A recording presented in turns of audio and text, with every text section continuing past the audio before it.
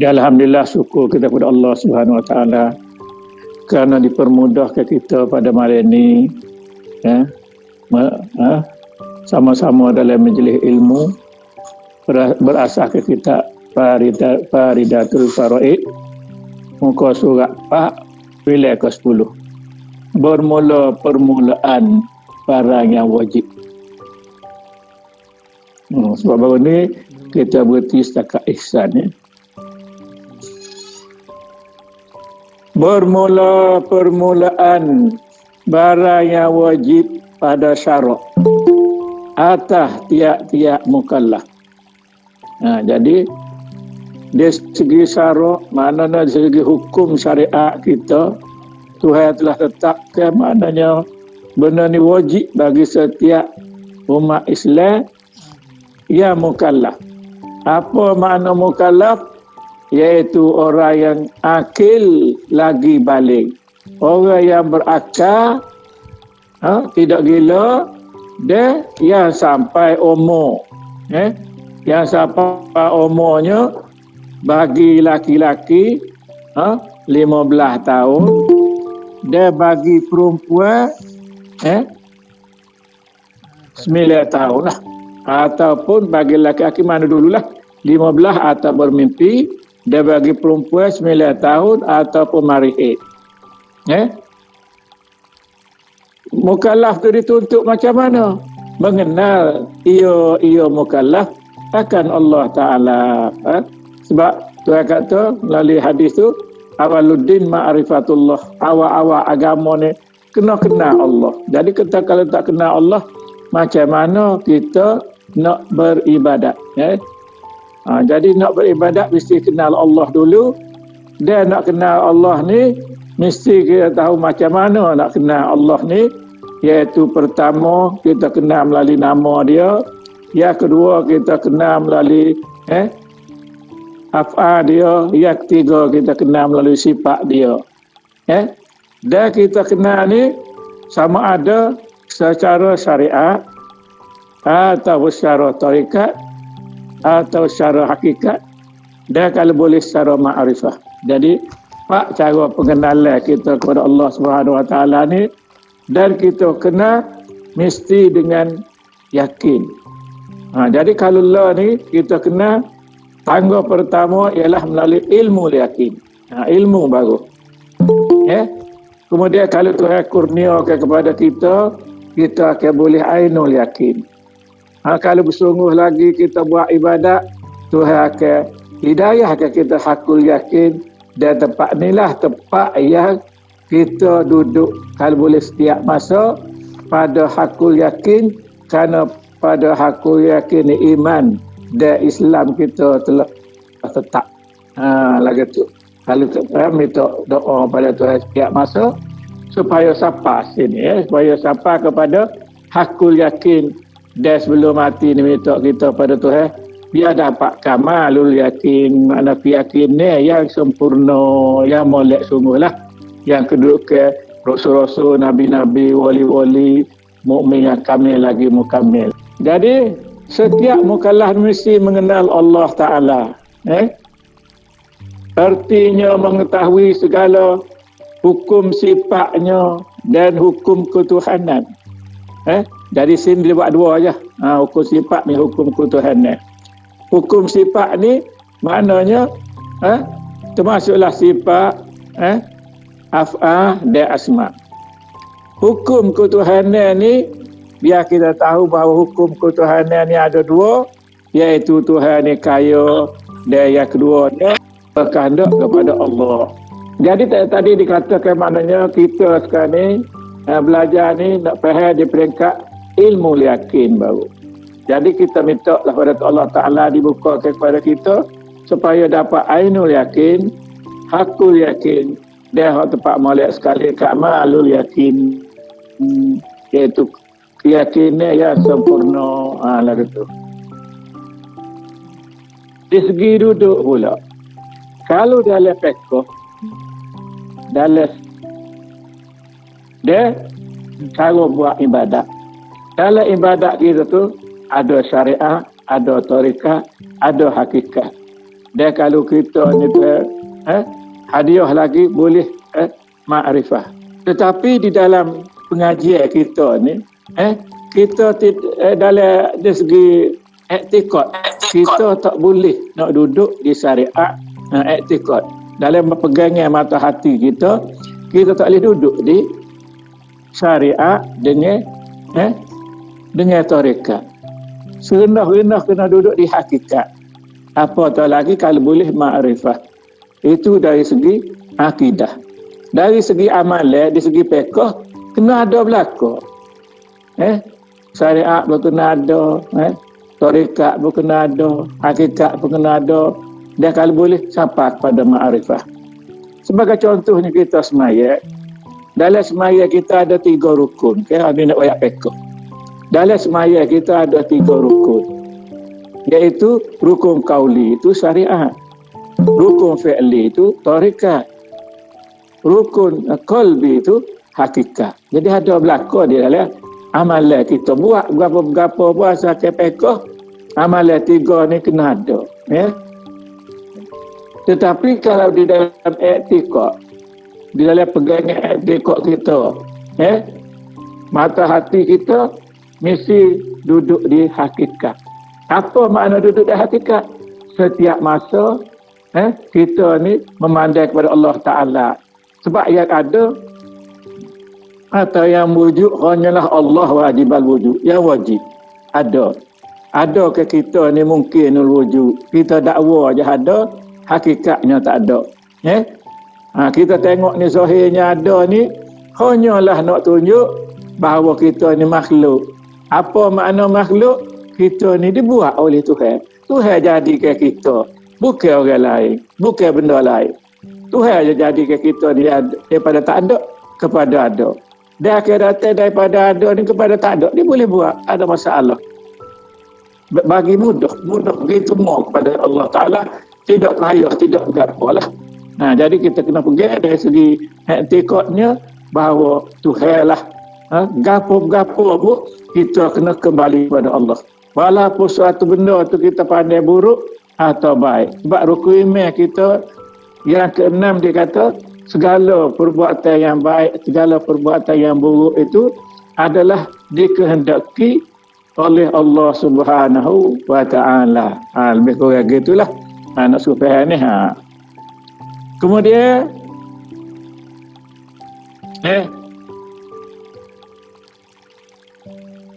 kita nak kena Allah Ta'ala ni sini dalam kitab ni dia kata dia menunjukkan sifat-sifat yang wajib bagi Allah Ta'ala, sifat-sifat yang mustahil bagi Allah Ta'ala dan sifat yang harus bagi Allah Ta'ala. Begitu juga Rasul, sifat yang wajib bagi Rasul, sifat yang mustahil bagi Rasul dan juga sifat yang harus bagi Rasul. Dia kata artinya mengetahuikan segala hukum sifatnya dan hukum ketuhanan dan mengetahuikan segala yang membawa kepada mengetahuikan demikian itu daripada segala barang yang bergantung dengan Rasul. Mana bergantung dengan Rasul, mana berasaskan Rasul ayat kita lah. Kita tahu begitu, begini, begitu, ini Rasul ayat. Dan Rasul ayat Tuhan lah. Maka tiada dikendaki dengan mengenal Allah itu mengetahui hakikat zat. Bukanlah Tuhan suruh kita ni tahu hakikat zat. Hak kita tahu ni asas zat. Asas zat lagu mana? Mana kalau nyata 3 tu asma, af'al, sifat, maka 3 ni dia tidak melazimi lain, dia tak duduk lain kecuali duduk di zat. Sebab sifat dengan zat ni tidak boleh cerah tangan. Begitu juga nama ni makna gelar. Ada pun sifat ni hak bagi Tuhan lah, kalau bagi Tuhan lah. Dan af'al ni ialah gapo hak dia buat. Jadi hak dia buat saja boleh memberi bekas. jadi itu dia. Buat gapo-gapo kita jadi itu dia. Kalau tidak dikehendaki tak jadi. Jangan kata jadilah kalau Tuhan tak kehendaki. La tataharraku zaratun illa biiznillah. Jadi kita dari segi akidahnya kena pergeser itulah. Segalanya Tuhan.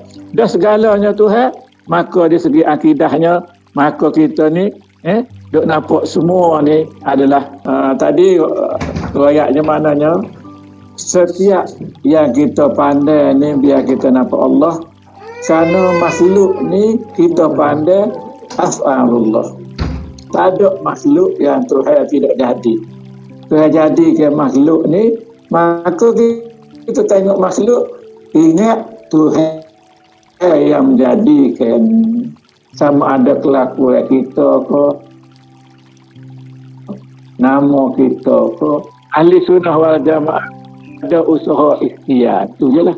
Usaha ikhtiar, maknanya usaha ikhtiar ni dibangsakan saja kepada kita, tetapi hakikatnya daripada Tuhan juga. Alah gitulah. Bukan usaha ikhtiar daripada kita, daripada Tuhan juga. Nak boleh tu idea usaha ikhtiar pun dia tu. Jadi kita kena duduk situ, barulah di segi akidah kita selamat. Kalau kita duduk kata kita, itulah dipanggil nafsu amarah. Nafsu amarah, ya. Lah gitulah. Kalau kita rasa agah dengan ilmu dengan berapa, duduk di nafsu lawamah. Lah gitu. Kalau kita duduk rasa kita buat amal baik, kita duduk di nafsu sawiyah ataupun nafsu mulhimah. Jadi maknanya kalau boleh biarlah rangga tiga-tiga nafsu tu, biar Tuhan akak kita di nafsul mutmainnah. Lah gitulah lebih kurangnya. Kalau duduk di nafsul mutmainnah tu, insya-Allah selamatlah kita. Kerana ada jaminan daripada Al-Quran yang mengatakan ya ayyatuhan nafsul mutmainnah irji'i ila rabbiki radiyatan mardiyah fadkhuli fi ibadi wadkhuli jannati. Wahai nafsu yang sejahtera, mutmainnah dan sejahtera, irji'i ila rabbiki radiyatan mardiyah, marilah ni kata masuk dalam keredaan aku dan aku redha. Fadhuli fi ibadi, maka mu ni kalau siapa tu jadi hamba aku. Dia kata wadhuli jannati, dia hamba aku je boleh masuk surga aku ni. Lah gitu.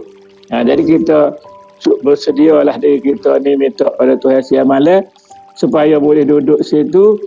InsyaAllah mudah-mudahannya segala yang Tuhan janji itu akan berlaku pada kita lah. Kemudian maka tiada dikehendaki, apa tu? Maka tiada dikehendaki dengan mengenal Allah Ta'ala itu mengetahuikan hakikat zatnya subhanahu wa ta'ala. Kerana tiada dapat mengetahui oleh yang baharu akan hakikat yang qadim. Dia ayat betul tu. Sebab hak reti ni bukan kita. Tu je lah. Tapi ayat dia tu, dia kata yang baharu tak tahu hakikat qadim. Iyalah, moga hak baru ni tak lewat berapa satu, tak ada berapa satu. Hak tahu dia yang baru pun hak qadim. Lah gitulah. Mana kita reti ni hak Tuhan, bukan hak kita. Kita pandai cek hak Tuhan, bukan hak kita. Tapi dia nyata di kita tu nak menunjuk sebagai dalil adanya Allah Ta'ala. Lah gitu je lah. Maka mengenal dan mengetahui itu jazam yang membetuli wakil. Jadi hak naknya dalam akidah ni supaya kita ni tahu dengan jazam. Jazam ni makna dengan kejap. Tahu tu dengan bersungguh dia kejap, tak ubah. Membetuli wakil, bagaimana membetuli ia dikehendaki oleh Allah, hasil daripada jazam itu daripada dalil. Jadi kita jadi kejak tu kerana kita ada dalil. Dalil mengenal Allah ni daripada dalil akal dan dalil nakal. Dua tu, dalil akal, dalil mikir, dalil nakal, dalil ayat Quran ataupun hadis Rasulullah sallallahu alaihi wasallam. Arti jazam tu i'tiqad yang putus. Yang mengenai akal yang benar. Jadi etikot tu putus ni makna kejap. Tak gimana dah. Tetap dah. Yang benar. Mana yang benar? Maknanya benda tu tak lari daripada Al-Quran dan hadis. Yang jadi etikot itu daripada tanda yang menunjukkan atas betul etikot itu. Dari betul etikot ni apabila tidak bertentangan dengan Al-Quran dan hadis. Kalau bertentangan itu maknanya tak betul lah. Kena tidak bertentangan. Maka wajib pada sara atas tiap-tiap mukallaf mengetahuikan segala yang wajib pada akal, pada hak Tuhan kita Jalla wa Azza, dan barang yang mustahil atas Allah Ta'ala, dan barang yang harus baginya bagi Allah Ta'ala. Jadi dalam pengajian kita ni, mengajian sifat ketuhanan ni, biar kita tahu sifat yang wajib, sifat yang mustahil, dan sifat yang harus bagi Allah Ta'ala.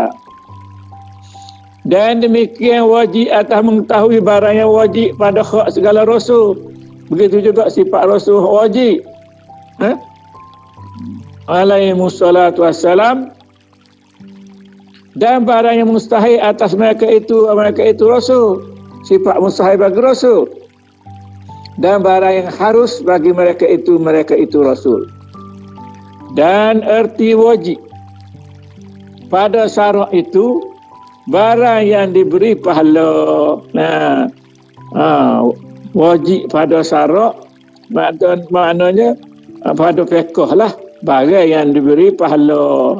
Itu mengikut hukum syarak.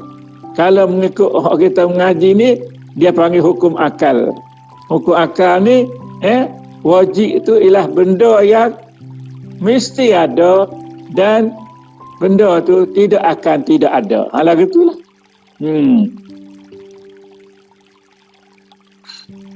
Jadi kalau ikut fiqh, dia kata boleh pahala jika mengerjakan dia dan diseksa apabila meninggalkan dia.